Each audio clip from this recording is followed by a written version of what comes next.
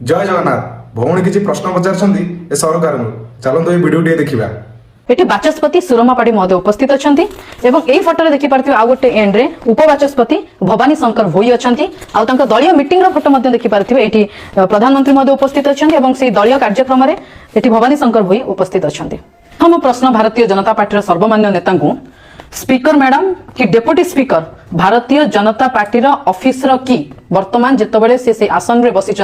से माने भारतीय जनता पार्टी कर्मकर्ता कि जदि ना ताले से माने से जगह कौन पाई उपस्थित थिले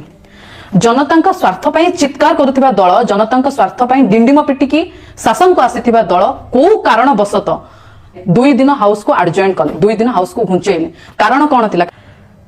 तृतीय प्रश्न पार्टी मीटिंग ठारू